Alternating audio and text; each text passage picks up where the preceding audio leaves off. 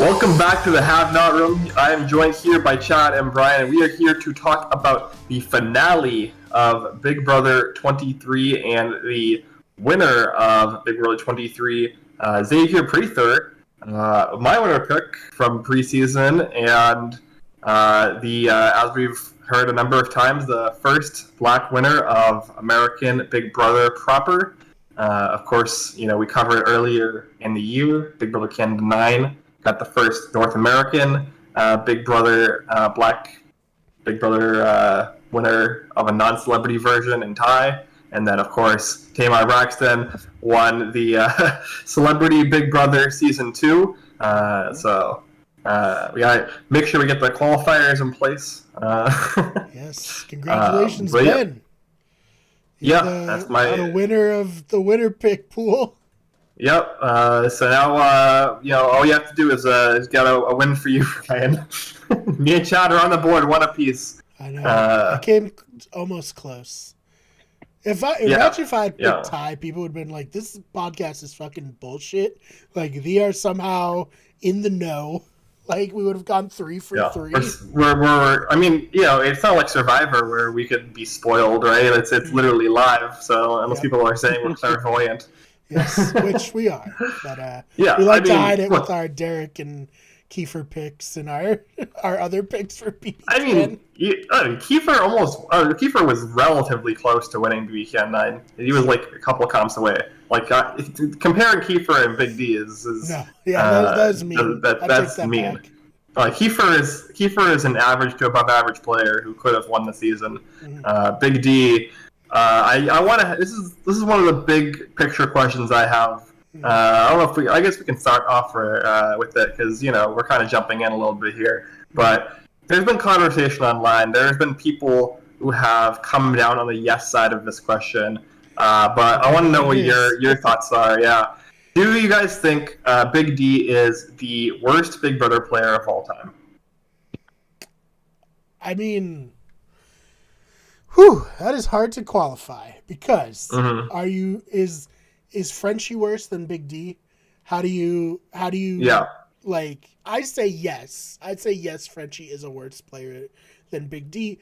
But the other side of that is like if the entire point is winning and you get to the end and lose 9-0, are you losing the game even more fantastically than someone who flames out in the early goings? I say getting to the end is better than not getting to the end and flaming out early. That's my personal take. I think there are a lot of players who would have gotten to the end and gotten 0 votes, but they were so bad that they couldn't get to the end at all. Does that make sense? I mean, that was going to be Big D if Ozza had won the final HOH, to be fair. Well, there's a lot of what-ifs in the world of Big Brother. I mean, not really. She pretty explicitly confirmed it in her exit interview. You have to rely on her to win the comp. She was very close. She got 7 out of 8. It would have been basically a 50-50 toss-up if she just got one more question right. So close only matters in horseshoes and hand grenades, Ben. Mm-hmm. Of course, yeah. Yeah. I gotta defend my winner pick. I don't know. Oh, of course, yeah. I'm not gonna fault you, right? I just don't think he's the worst player ever. Like, ever. Come on, we've seen some tragic players in the Big Brother house. Yeah. Chad, what are your thoughts? I mean, anytime someone makes it to Final 2, they're not the worst by default because they made it to Final 2. Whether their strategy was sucking so hard that no one wanted to vote them out, that's, I guess, a real strategy if you're just trying to win $50,000, which is, I mean, $75,000 this season. 75. Oh, okay, even better. Yeah. Hey. So I mean, I think any first boot obviously has to be taken into consideration as worse than someone who made second. I don't think he's the worst. I think we're just judging him based on his physical comps a little too much. I mean, socially, he was kind of inept.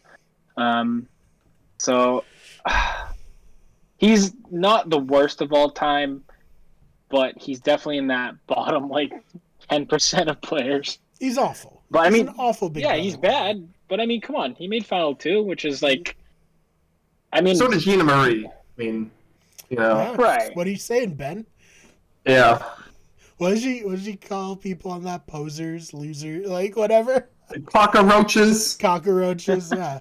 Yeah. Fucking watch yourself, Ben. She's gonna come at us on Twitter. I can't be handling that. I look forward to it. How about like someone like Victoria from Big Brother 16? She kind of. That is the comparison, honestly. That is like they're 1-2 right now. Victoria did win a couple of comps, though. She won a Battle of the Block, and she won like second. She won a veto, but since it was like the it was the veto, she got one. it. Yeah, it was just the gift exchange one. Yeah. So I'm not going to take that away from her. She did win those comps. So. Also, according to some sources in the BB jury, if Cody had cut Derek at the final 3 and taken Victoria, there was this like pact that everyone always brings up that people would have voted for Victoria to win, which I don't believe. I don't believe that's real. I know it was real, but I don't believe that people would have followed through with it. I mean, how could you? That's like the stupidest thing ever. I think Big Julie would be like, "Are you sure?" Yeah. Yeah. I mean, okay. My take here is basically like even Frenchie won the first HOH. He played it horribly, but he was in a passable position despite all of that until he decided to blow up the slaughterhouse for no reason, out of paranoia, basically, right? Right. And so even you could have her exit interview, like she was gonna ride with Frenchie if he didn't blow up her spot on the Hinky vote. So yeah. So so I think that while obviously Frenchie is a horrific player, there were moments in that first week where he had demonstrable win equity despite his bad play, right? And he obviously pissed it all away the second that he lost power and Kyland won and he panicked because he used Kyland as a pawn for, again, no reason. But still, like, at the very least, Frenchie elucidated the strategic thought and enacted it even if it was poor. Right. And in my opinion, Big D had no strategic agency in the game, had no social agency in the game to the point where he lost this jury vote 9-0, despite the fact that Kyland essentially despises Xavier now, and he had Brittany and Azza on the jury, who were two of his close allies, and he pissed away the one person who was going to take him to the end, where he could have theoretically had like a shot in the dark at winning the game. And basically, since week 1, we've essentially wrote him off as a potential winner and said that he has 0 win equity. So I don't know. I can't see any scenario in any Big Brother season where he has like even a semblance of a chance of winning. Whereas I think that's a very uncommon trait in Big Brother players. I think at least some people have like a 0.1% win equity. Right. So. I mean, yeah, it's certainly up for debate. I don't know. I guess it all depends on what you value, right? I value ability to win the game. Right. Yeah. But I think it's hard because you have players who like make really terrible moves, and it's like because they're like the type of player who thinks that this move's good when in reality it blows up in their face. Does that mean that they have no chance to get far enough to win? You know what I mean? If you play it out 100 times, will they ever get to the end, or are they the type of player who will always blow up their own game? Sure, face, you know? Sure, that's fair. My main issue is that like this is this outcome for Big D is like this was like a perfect outcome, like ceiling for him. Like there's no scenario where he does better than this, in my opinion. Like he was actively working throughout the game from like day in and day out to do worse than this. He was the most likely person to break out the cookout because he was volatile. He was the one getting into the most altercations within the cookout. He was so much of a GOAT that even people outside of the cookout, like Claire, to a lesser extent, Derek X and Sarah Beth, were looking at him, somebody that they wanted to target first, just because they knew that he would take up a seat in the end. So if you're playing so poorly that you even like mortgage the ability to potentially be a GOAT that gets dragged to the end and loses, like I just can't defend that at all. Right. And on top of that, it's not like this was a conscious effort. Like, I think you could look at past GOATs in Big Brother history, and there's at least some conscious understanding of their position. I think you mentioned Victoria. I think Victoria's a bad example of that, because I think Victoria was like close to the level of delusion that Derek F was at in terms of her understanding of the strategy. But yeah, just like, I don't know. I'm struggling to just find a redeemable aspect about his game other than the fact that he got dragged to the end and lost. Yeah, it's hard. Yeah, I mean, if the cookout wasn't a thing, he probably would have been like a pre-merge boot, I think. So yeah. Well, pre-jury boot, sorry. To get and loses to someone else. He seemed like the perfect mix of like loyal but unlikable enough to like be a GOAT, you know? Yeah, I mean, that's the thing, right? I mean, up until, well, the plan actually, even assuming that Kyland was loyal to the final 3 deal that he had made with Tiffany and China, the plan that Tiffany had elucidated or tried to put forward for that final 3 was to take out Big D first at final 6 and then Xavier at 5. Mm. So, like, I don't know. It's just, yeah. It's bad. There's no doubt about it. It's not good. I don't want to say worse ever, because there's people like is Jeremy from BB15 ever winning Big Brother? You know? Is Jack from BB21 ever winning Big Brother? I mean, I think Jack easily could have won BB21. I think he was in a very positive position. Like if Grateful manages Mickey and Holly slightly better, and Jessica Milagros does not win that specific HOH week, and like the comp outcomes are just like slightly different, I think that there's definitely an outcome. Like, I think even if you're gonna look at BB21, I think somebody like Sis is probably a better pick. Sure. Okay, yeah. Right. Is Sis Big Brother? No. Sure, I think that's a conversation. I think that, you know, you could have argued at the time of BB21 that Sis could have been in the conversation for worst Big Brother player. Mm-hmm. But, you know,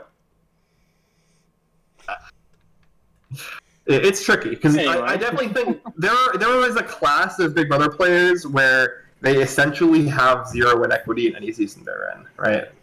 So, yeah. Derek is there. And I think he is part of that, group. For sure. He's in the BB25. He's in the F tier. Is there below F tier in the tier list? I mean, I don't. A tier list or a tier whatever. I'm just trying to say, in the like, F tier for Frasier. If you want, yeah, exactly. Derek Flop, as people have called him, yeah. Oh, damn. BB25 is just going to be the best of the worst players. No. Just yeah, exactly. You take the 16 worst Big Brother players of all time, and one of them has to win, right? Yeah, it's like that fabled first boot Survivor season people. Like, exactly. Pitching, yeah. And it's like, you do not want this. You do not want the first boots from every season on this. You know.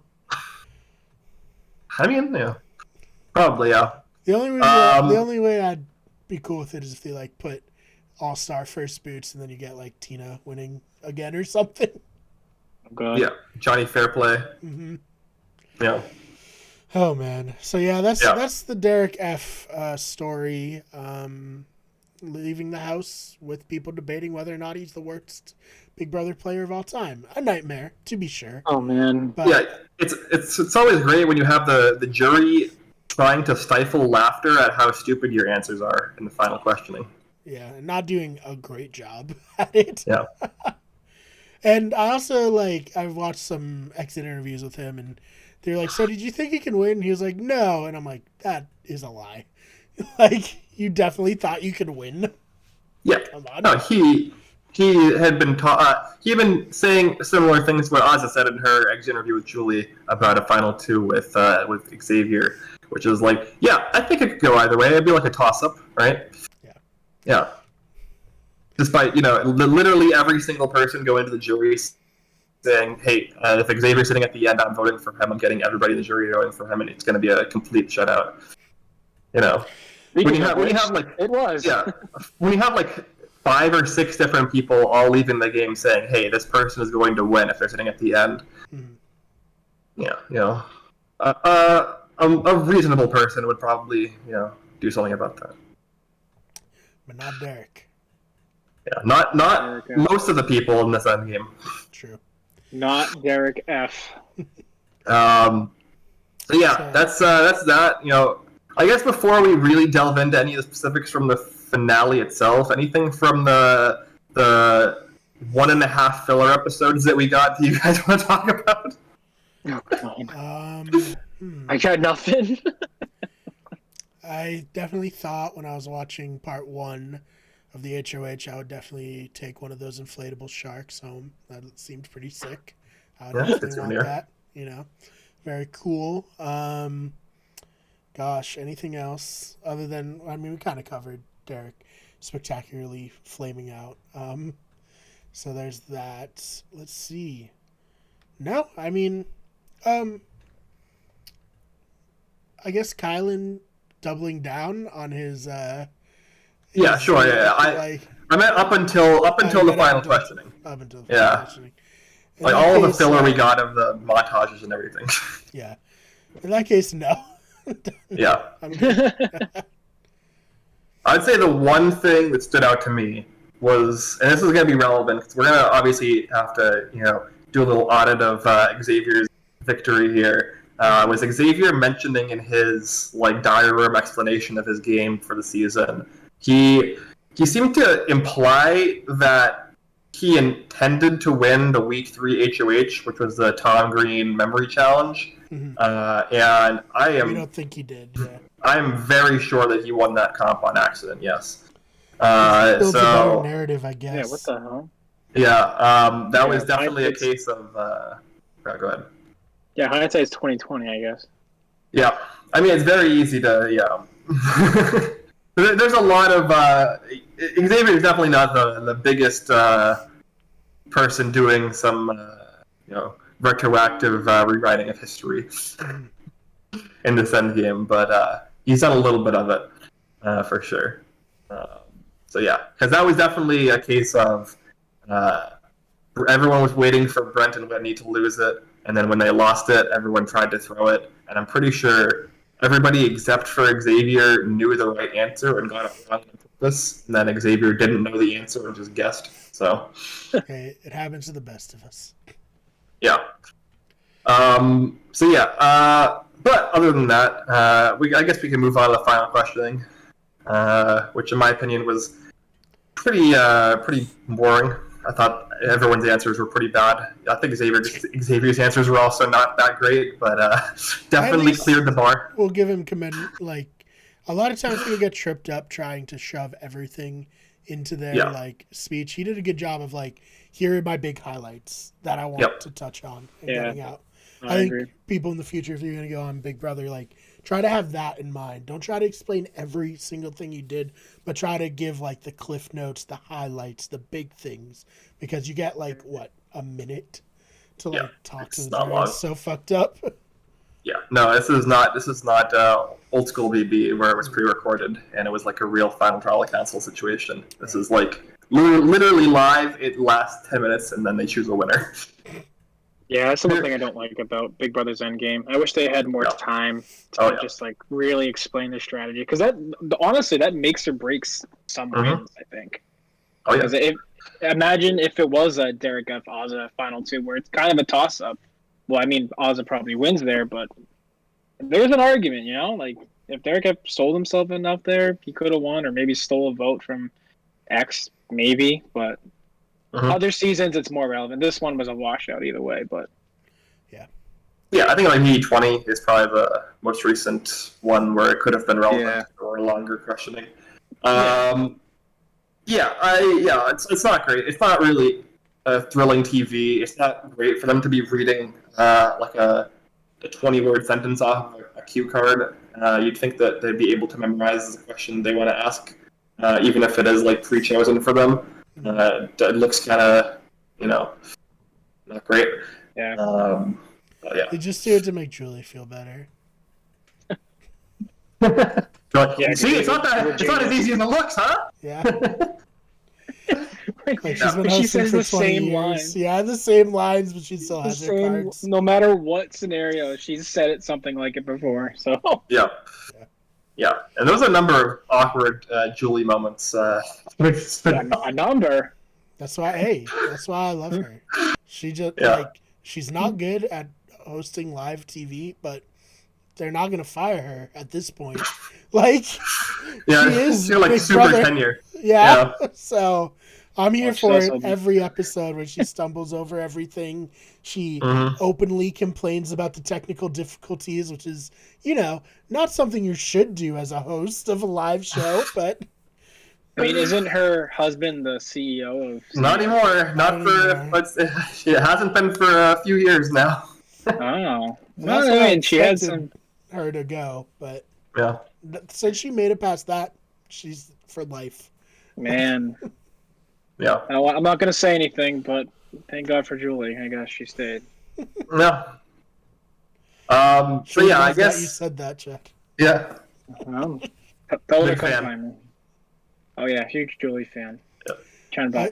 I feel like so we make a pact if any of us ever play Big Brother and get evicted, just to slip in as many like thank God and like God references to like the end, just to like awesome play. Yeah, just spiral her out like into like just like talking about God for like 5 minutes. I feel like people would appreciate it. Just completely not answer her question. How do you feel about being voted out? Well, I'm really hungry though. I mean, God. You guys got sandwiches back there? She's like, never mind. Yeah. No, I mean, that's probably the only highlight of the end of Azo's game was her saying that it would have been God's will for her to take Xavier to the end and lose. God's will. Yeah. God has a vested interest in Big Brother. I don't know if people know that. Yeah. I mean, would that make... If God was that invested in Xavier winning the season, what does that make Kyland? As Kyland is clearly not super happy about that outcome. Yeah, I mean, it sucks for Kyland, but this is God's will. I don't know. Yeah. I mean, he gave up God while he was leaving the house, so I think he's gonna have to go to church over that one. And then again during the reunion situation. Oh God! You think? Does he get asked about that like in a lot? Oh yeah, ad nauseum in every single exit interview, 100%. You'd think he'd at least, even if he doesn't feel this way, he'd at least read the room to be like, "Yeah, that was shitty of me. I wish I didn't do that." But no, Kyland cannot do that. He just doubled down, tripled down at this point. Too good for us. He's just too good for us. Yeah, I just don't understand. He's just smarter. All those interviewers just are not like operating on the same level as him, right? They just weren't. They just didn't understand in the moment, right? Even though most people went back and watched it, back a few times just so they could, really. Yeah, I think if he bitched hard enough, Xavier would have left the house for him instead. I think that's what he was going for. Yeah. Yeah. I mean, I can't say I'm surprised that he doubled down, but definitely not great. Not great. No, not at all. No, he's never going to be on television again. So good job, Kylan. You blew it. He'll be on the challenge if he wants. He's not going to be on Price is Right All Stars. Wow. No. Devastating. I can see him on the challenge for sure. Apparently, the challenge subreddit was like advocating for him up until at least recently. So, I'll be honest. I watched Fessy and Josh get into a fight on the challenge, and I was like, Kylan would do well here. He's like this good, like what they want. He's so antagonistic that like he would get under people's skin and like bring the drama that show I feel like wants. Yeah, that's fair. That's fair. And I don't really. Well, I tried to watch the challenge a few times for like people that I knew from other shows who were on it, but couldn't really get into it. It's like so many people, or it's like, oh, I like this person, and like I'm not into this. Yeah, not my cup of tea. Yeah. Yeah. Anyways, I guess we can get into anything from a final questioning before we do our little recap / audit of Xavier's win. Let's see. Disappointed that the Derek F situation would have made the end game moot. With Ozza just bringing Xavier, that really took a lot of wind out of the sails for me, at least as a viewer. It really doesn't matter. She's not going to Steve Moses this at the last second. Yeah. Although I'll give Steve Moses way more credit. He intentionally knew what he was doing and took a bet on himself the whole time, whereas Ozza kind of stumbled into this. So watching the last HOH was just like, whatever. Like, just get this over with. Yeah, for real. Yeah, no, Steve Moses looks like a mastermind compared to these players. It's frustrating, I guess, to a point. I mean, it was nice for me to know, like, to not really have to sweat over whether I was gonna come out of this with my winner pick intact. Because literally started the episode, I was like, yeah, I mean, it's 100% locked down. Xavier's already won the game. This is just a formality. Because as we saw a little bit of on the episode, but this was a very small snippet of week long of really stupid and horrible berating on the part of Big D. Big D basically decided it was more important for him to make sure Ozza knew that she was a worthless player and a piece of shit, and that he dragged her to the end, and she would be disgusting to not take him, than to actually have a shot to win the game. It's really off-putting that he's like, "You're my best friend, you piece of shit." Yeah. fucking trash. Anyways, you better take me to the end. I swear to fucking God. Yeah. Since we're such good friends, jerk. Yeah. What a final two pitch. Yeah. Take me to the end because you're trash. Yep. Yeah. But I'm worse trash, so you'll probably beat me. Yeah. It was like the logic there was, oh my God, non-existent. I mean, he at least, I guess, was self-aware enough that Ozza would beat him, but for the wrong reasons. Because in his mind, Ozza would win because the jury would be bitter against his like amazing gameplay and cutthroat gameplay and like cutthroat moves and all of that, whereas Ozza has done nothing to piss anyone off. That would be his logic as to why Ozza would beat him. Big D has had a lot of power. He's had to make a lot of moves. He's had to cut a lot of throats. Like playing every time there's been an HOH, he has spoken to them at least once. That was so good. Yeah, I think he ran this game. I think he ran the whole game. What did you do? I spoke to the HOH every time. Yeah. It's like, yes, we all live in a house together. We all spoke to the HOH, Derek. Yeah. Derek actually thought he was on Love Island, I guess, but failed to fall in love too. So I don't know. Like he fell in love with Island. Yeah, he did. And when Frenchie left, when Frenchie left, he had no one, so we jumped. That's true. We also fell in love with Frenchie. Maybe he did think he was on Love Island. That's more important than the prize. That's his prize. Love. Yeah. Good Lord. It is a wonderful idea to tell a jury of people who, the majority of them were HOHs this season, that your gameplay was, oh, I spoke to all of you when I was HOH, and I manipulated you into doing what I wanted. When they definitely know that that's not true. It's the first I'm hearing of it. Yeah. Because I mean, so good. Because you could say, oh, well, yeah, Derek X was manipulated by Chana, and to a lesser extent, like Tiffany and Xavier, and Claire was manipulated by Tiffany, and Sarah Beth was manipulated by Kyland. I think they all would admit to that.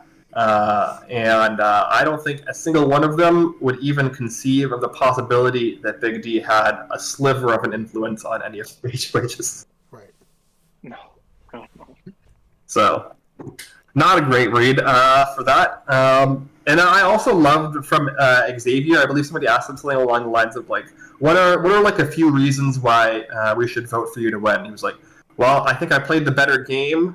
I think I played the game better. And I think my gameplay was the best out of me and Deja. He like essentially said the same thing in 3 different ways. Yes, but can't argue with it. All great points. Yeah, all great points. Fucking hell. I mean, this when the bar is so low, like, yeah, obviously Xavier didn't do a great job, in my opinion, but he cleared the bar that was literally under the floor. Yeah. So.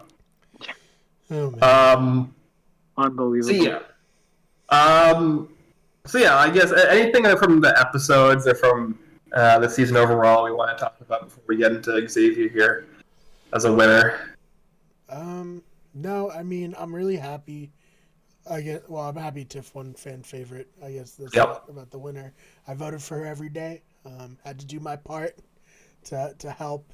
She's certainly the player who I like to think I would play the most like if I ever got into Big Brother, when we all know probably more like Frenchie, if we're being honest, or Derek F. But at home, I like to think I'd be like Tiffany, so I was really happy to see her win fan favorite. Yeah, no, absolutely. I think that was it was obviously going to come down to Derek X and Tiffany as a top two. Like, like there was nobody else who was even going to be close to the running. So I'm glad it came out of those two, and I'm glad that Tiffany was the one to pull it out. Especially if you look at like the men of the cookout in the end game, were very much putting down Tiffany's contributions to the cookout, primarily because it would allow themselves to maintain delusions of their own gameplay, but also with the excuse of her final 8 HOH being selfish. Right. Because as we all know, evicting your number one ally is the definition of selfish. Yes, it is. We know. Mm-hmm. I also really thought it was kind of funny when they talked to the jury and they just ignored Whitney. Not one question toward Whitney. We got Brent. We had to hear him, which honestly better than I thought it was gonna be. So. Yeah, no, Brent gave more credit to Tiffany's gameplay than any of the 3 men in the cookout have done. Mm-hmm. So, I mean, he obviously has the context of the fan opinion to be able to to say like, maybe thing. I could get a little higher in the final Joker's poll if I give Tiffany credit. Yeah. He's definitely tapped in to what people wanted to hear. Oh man. Yeah. And Christian had the nice little speech. We got a reveal montage of everybody's secrets that they were lying about their professions because half the cast lied about their profession. And it all mattered a lot. Oh yeah. Yeah, it's so funny. Like, Derek, do you want to tell everyone who your father was? It's like, he was a really great boxer, and everyone was like, whoa. It's like, did not pass on the athletic prowess, I guess. Like, well went for it. Yeah. Although I also, Xavier, you won Big Brother, 9-0, but you went in saying you're a bartender and you didn't like religiously study how to make like every popular drink. Like, come on, that's an amateur hour. Right? Derek X referenced that he did not know how to make a martini, which, as he says, is a 3-ingredient cocktail. Just like looking up basic things. Like, he even is also a bartender on the side. Yeah, that was even like more bizarre. Yeah. I guess he must not make a lot of martinis. I don't know. Yeah, it's probably one of those things where it's like mostly like a beer and wine bar. And it's just kind of a situation where you're just like college bar, yeah. No, he said it was like a cruise ship bar. Is that what he said? I think he said like wedding, like weddings. Yeah. No, it's mostly gonna be beer and wine. Yeah, nice like gig on the weekend, make some extra cash. Yeah. But, it's just funny to me that, like, if I was like, one, I wouldn't lie about my profession because my profession is not threatening in like the way a lawyer is. But like, if I was gonna lie, I would bring a book into sequester of like the position I'm trying to impersonate and like study it. But hey, I'm not a Big Brother winner. Xavier is, so. No, I mean, look, just because you're a winner doesn't mean you've done everything perfectly. Right. So as we'll talk. But yeah, I mean, I think lying about your profession is like pretty overrated, anyways. Like, I think everyone kind of knew that Xavier was lying about his profession, and there was heavy speculation that he was in a more cerebral profession than he was letting on, like basically like week 2. So it was inconsequential. It was. Yeah. All right. So let's get into it. Xavier is our winner of BB23. I'm curious what your guys' thoughts are of him as a winner and like kind of where you would put him in your like as like a player, as like a winner, and like kind of where your thoughts are now that we're cleared the final hurdle here. Even though we've kind of known that he was no one for a few weeks now at this point, probably. Chad, what are your thoughts overall? Yeah, I mean, he won 9-0. So, I mean, just to be clear, the Have Not Room has predicted 2 winners that both went 9-0. So, we're doing pretty good. But yeah, Xavier as a winner, I think he's kind of low middle of the pack. There's definitely some winners he's better than, which I can't think of examples right now, but he's not up there with the like the Dans or the Derricks of the world. Not even like the Ian Terrys, I'd say. But he's not the worst winner. He's not the best. I think he did what he had to do this season to win. But this season also didn't have stellar gameplay, so it's kind of hard to judge. But based on how he reacted and played in the scenarios, it's just like, well, maybe he would do worse in an actual like really good strategic season, but yeah, I think he's low middle of the pack. I would like to see him in like an actual like strategic, like there's a lot of great players setting, rather than just like this, because basically with the cookout, all 6 of them, we knew they were going to make it to the end, and all he had to do, he basically just had to beat 5 people essentially. So there's always going to be that asterisk next to his name that, like, okay, the cookout carried you so far. But, I mean, he won, so who am I to judge? But, yeah, I think he's a pretty average player overall. I mean, he's very likable. I think that helped him a lot. And he had won comps when he had to. So, and his mistakes, didn't hurt him too much when he definitely could have done some things better. But I think he did what he had to do to get here. And he won 9-0, so good job. I mean, even getting Kylan's vote, which is something I didn't expect. I thought it was going to be 8-1 out of Kylan's spite. But, I mean, hey, screw it. Yeah, I think he didn't have to ever have his back up against the wall, which is like, for me, a lot of times that's the best way you can judge how like a player, how competent a player is. Like, are they ever in trouble and able to fight through it? I think of like Ian Terry, where there are a lot of moments where Ian probably goes, if he doesn't come up clutch with comps. You can give like Kevin Martin probably a similar situation where he was out of the majority alliance at a certain point, but comped his way to the end. Or you can have like players who run it from wire to wire, like we saw last season with Cody, who had power immediately first night in the house and never was out of the loop or out of power for the entirety of the season.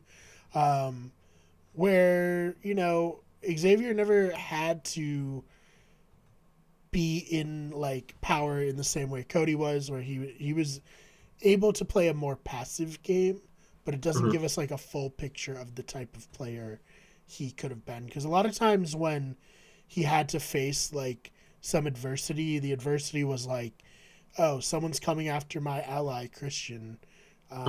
That sucks for Christian, but it doesn't necessarily hurt my game in any tangible way beyond like having someone like Christian who's on my side in the house is better for me, but not having him here doesn't affect me that negatively, you know? So I think for now he's middle of the pack, but from what we've seen in terms of how he was always in the majority alliance, no matter what permutation that alliance was, I think that in a return season or in like a season where like, you know, it's all stars, all winners, something like that, I think he has a good chance to be around in, you know, a situation where he gets to the end game, and then we've seen how good he would be at comps in the end game. So I think you put Xavier in the house 100 times, he gets very far 90 times, you know? Yeah.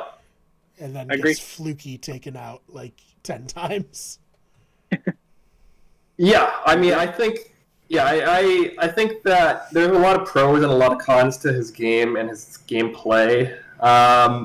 His biggest pros were he kind of very quickly, I think, realized his path to winning, at least like on a macro level, which was, as Chad said, just like riding the cookout, throwing basically every comp that made sense to throw, and realizing basically that he was the best positioned to win out of the cookout, which is something that we said throughout the season as we talked about the cookout, was that Xavier was like clearly the best positioned out of the six. And so at least the foresight to realize that and to know that you can play very passively and get away with it, and have that be like a deliberate strategy, I think is very good. I think that his ability, whether it was, you know, through his own devices or not, or just kind of fluky, to get Alyssa as the person to the final seven, allowed him to confidently throw the final seven HOH with the knowledge that if Alyssa were to have won it, she would not target him. And that gave him the position to play in final six HOH, which obviously didn't end up mattering, but just having that extra slight bump was relatively important. I do think that he had like a relatively good social game, at least within the cookout. And as we saw, that's the only thing that really is going to end up mattering when these alliances just kind of stop the way to the end. Because, you know, as long as you're like generally likable and charismatic and you have the important bonds within the alliance, that's what's going to actually win the day, as opposed to somebody like Tiffany, who had more strong relationships outside of the cookout that didn't actually end up paying off for her, obviously, in the end game. And he also, in my opinion, was the person who put the most work in to stop the cookout from falling apart when there were moments where it could have, when people like Big D and Tiffany were instigating conflict. And that's probably his most key contribution to the cookout, because he didn't really win any comps for them outside of the 1 week 3 HOH that didn't really super matter. And so for that reason, I think that, you know, you have to at least give it to him as being like an above average to higher tier, just like player on the level of charisma, essentially. And like ability to control a situation and realize that it's in his best interest to stop the cookout from falling apart, even beyond the goal of the alliance. On the flip side, I do think he did make a number of mistakes that I pointed out throughout the season. He mentions how he won clutch vetoes, but I think the first veto he won, the domino race veto, was a mistake to win because, as we talked about at the time, like final 10 to final 8 was a position where he personally was the most dicey. If somebody outside the cookout were to win HOH and like lose control from inside, somebody like a Claire, if she wasn't held down so tightly by Tiffany, even somebody like Sarah Beth, if she wasn't held down so tightly by Kyland, like there were definitely outs there for him to get screwed over with that decision. And in that situation, the final 10, where the plan was to backdoor Derek X, 4 out of the other 5 people in that veto comp were already going to use the veto on him anyways. If Claire had won the veto, she would have just taken herself down, and Derek X would have gone up and then gone home next to Xavier. So the decision to win that veto at the cost of so many punishments, including sitting on the block as a third nominee the next week when you have no information what's going to happen, was very bad, and as we talked about at the time, could have backfired in a big way. Obviously, it worked out, so but we can't be results oriented in the criticism. And then again, when we look at his gameplay during those few weeks, we even at the time talked about how people like Tiffany and Chada and even Kyland to an extent were really kicking up their game in terms of outpacing Xavier in their relationships in the cookout. And if Kyland hadn't basically made the decision on his own accord that he wanted to sit next to Xavier for his own convoluted reason and initiated the Gentleman Alliance request with Xavier basically right after that second double eviction, then there's a chance that he goes out at Final 6. There's a chance he goes out at Final 5 if he doesn't solidify that situation with Kyland, which he was not somebody who was proactively making that move. That was something that came to him. Obviously, you can say, like how much was that him just being charismatic, and how much of that was Kyland just being kind of cuckoo? It's kind of like up in the air, but still, that was a case of him playing passively in a situation where he probably shouldn't have, and it just so happened to work out because the gameplay came to him. Similar again to this end game where we have at the final 4, he decides to evict Kyland over Azza, when at the time Kyland was going to take him to the final 2, where he would have lost to Xavier most likely, and Azza would have not taken Xavier to the final 2 and would have instead taken Big D, up until, of course, we have a situation where, again, Xavier is passive, but it doesn't actually matter because the gameplay kind of falls into his lap here, where Big D plays so poorly that Azza ends up changing her mind on her own.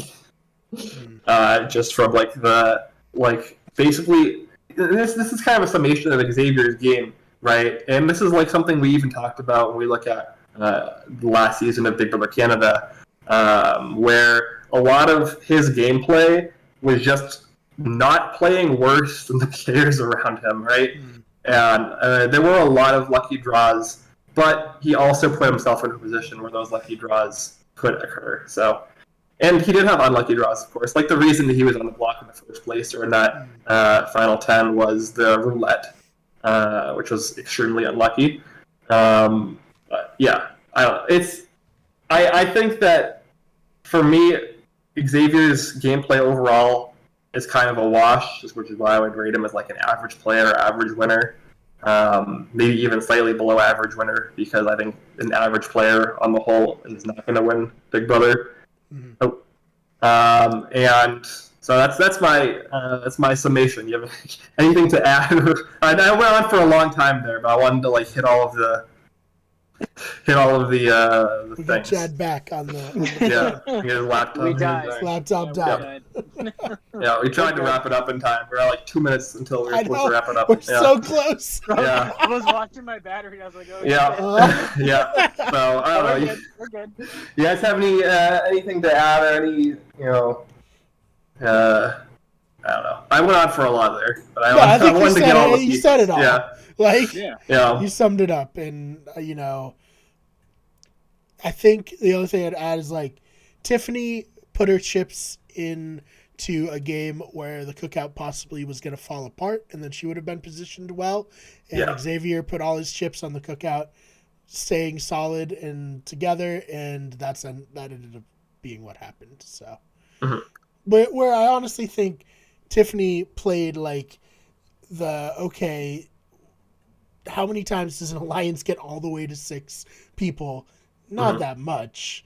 So I'm gonna cover my bases, and then it just the cookout falling apart never happened. So, I think she was making the right move, and I think we talked about it at the time that I thought she was positioning herself well. But Xavier did a hell of a job keeping the cookout together. Yeah, and like I said as well, like essentially the way the positioning inside the cookout ended up working was Kyland was always going to kind of end up being the kingmaker, just within his position in the game, and Kyland chose Xavier over Tiffany. Right? That's like just what it comes down to. Yep. Whatever work that Xavier did to like make Kyland want him in the finals over Tiffany is, that's essentially the difference maker here. Because I do think from a purely like objective strategic perspective, if Kyland was playing optimally, he probably would have evicted Xavier at the final 6, right, and then either Tiffany or Chada at the final 5, and then just put himself into a position where he wins one of the final 4 comps and he wins the game. Okay. That would be what I would consider the correct path for him. But I mean, look, it's rare in Big Brother where we get a Final 4 where all 4 of the players are actively trying to get one person to win the game through, whatever machinations they have created in their minds. So, like, regardless of the strategic decision making, like that sort of like charisma and like social positioning and social gameplay is definitely commendable. Yeah, no. Sorry. You go, Jed. No, yeah, sorry. But yeah, I think the reason I'm saying X is such like a kind of a low end winner to me is because he wasn't because his gameplay was just so passive, and like Brian mentioned, that really stuck out to me is that he never really had to like try hard, I guess. Like the only times we saw him put an effort was just to keep the 6 together. And yeah, he won some comps that he probably he needed to win, and some comps he didn't need to win. But I think overall, like, he didn't have to play hard to win, and that's why I'm saying if he was in a season where his back's against the wall and he has to try, that would really allow us to see how great he is. Which I think he has so much potential to be one of these like top tier players, purely based off of how charismatic he is. Just how he converses with others. I mean, he's a lawyer. He knows how to talk well and sell himself. So I think he's one of the better players, just personality-wise and social game-wise. I think he's up there. But in terms of just like how he played the game, he didn't have to play hard. So we didn't have to see these like, oh my God, that's insane gameplay moments like a Dan's funeral, which is obviously can't compare anything to that, but and Dan didn't win that season, so so it's like he didn't have to do these flashy things or these like strategic mastermind level moves to win. And if he recognized that and that was his thought process, I don't have to play as hard as I need to, then I think that in itself probably puts him a little higher in that tier list of winners. So. Yeah, I mean, maybe you guys are convincing me. Maybe he's a little better than I think he is. Yeah, I would compare him maybe to like a from Survivor perspective, maybe like a Natalie White, Michelle Fitzgerald style mold. In terms of like, I'd probably say Natalie White more appropriate. In terms of like the way the gameplay went out. Just somebody who was like naturally charismatic and likable, and benefited heavily from players who were self-sabotaging within their alliance, but also benefited heavily from other players in their alliance playing more aggressively for their benefit. So that would probably be one of my comparisons. I also, before this endgame, like week 5 to 4, I was considering like a comparison of something like a Casey Clark from BB20, which I think would be like a somewhat reasonable comparison. Again, somebody who won primarily just because they were generally well liked and charismatic, and had other people in their alliance putting in work to protect them, whether or not it was in their own personal best interest. So yeah, because again, like we talk about Xavier playing passively and how he was able to play passively, and the reason he was able to play passively was because the other people in the Cookout Alliance were doing the work for him to protect him from the people outside of the Cookout Alliance, people like Chada and Tiffany, and to a lesser extent Kyland, trying to block people like Derek X and Claire from coming after him. Yeah, I think we've said just about all there is to say about Xavier. Congratulations, of course. Not that I'll ever listen to this, or at least not this far into the podcast, anyways. But congratulations, Ben, for picking Xavier. I mean, look, I said it at the time. I thought that Xavier was like the clearest and most obvious. Like, this person is going to be good at Big Brother since Tyler Crispin and BB20. Right. That's what I said at the time. I was like, it wasn't like I made like a crazy like call on it anywhere. I think that most people thought that Xavier would do well in the preseason. Yeah, definitely. And hey, second place, I can live with that. Yep. We did it 1 and 2. That's nice. Yep. And then I'm very Chad proud. had the number 1 from last season, so all in all, not too bad. Yeah, and regardless of how bad we talk about Big D's game, you still are going to get the second pick when we come back here for Celebrity Big Brother Season 3 in February. We don't do off of win equity. We do off of placement. So yep. So that matters. All right, should we do some plugs and get on out of here? Yeah, just close things out. Like Chad, where can people find you? You can find me on Instagram at ChadleyJP and on Twitter at ChadPerry25, somewhere below me. You can find me on Twitter at TheFakeBMar, that's BMARR. And when I'm not doing reality television coverage, I'm doing sports coverage, which is kind of like reality TV, honestly. It's very similar.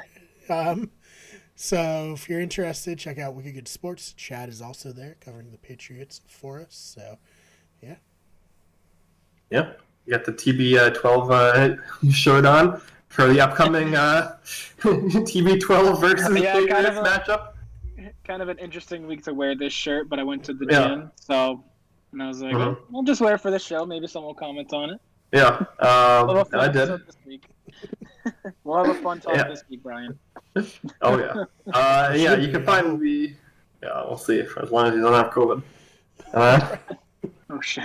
You can find me on Twitter at Ben Sharon, talking about all kinds of stuff, reality TV included. You can also find me and Brian talking about Survivor with our friend Dylan over on the Blindsiders podcast, which we will be recording right after this, actually, for episode 2. Set up my new tapestry.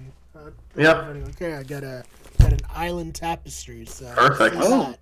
So you'll be seeing that if you tune in to the video version of the Blindsiders episode 2 recap. And then hopefully we just closed out the final episode of The Circle US Season 3. Hopefully Brian and I, maybe sometime this weekend, maybe sometime in the next week or so, hopefully. We'll be able to sit down to watch 8 episodes of The Circle. There's 13 total, so I don't know how much have you watched, but yeah. So 9 episodes of The Circle. I'm gonna have to watch this. Yeah, it was. I would say it was an interesting finale. I don't want to spoil too much for Brian, for the viewers at home. But yeah, hopefully sometime we'll be able to sit down for 9 hours and dissect the season, given our previous experience with that show. And then of course, this is the Have Not Room. We'll be back for the Have Not Room in February, as I referenced, with Celebrity Big Brother Season 3. It's back. It's been a while. We're like a 3-year hiatus or something like that. And after that, in April or whenever it starts, we'll have BB Can 10, and then next summer we'll be back for Big Brother 24. And this podcast is Have Not Room, of course, on Better Radio. You can follow the main channel at Wicked Get Everything on YouTube, at WG Everything on Twitter, and then Wicked Get Everything on Facebook, Instagram, TikTok, and Twitch. Other than that, I think that's pretty much it. That's a wrap for Big Brother 23. We did it. You milked this cow. Yeah. You milked it hard. I mean, it's a unique season, I would say that. Yeah. Definitely a historic season, definitely a unique season. So. Yeah.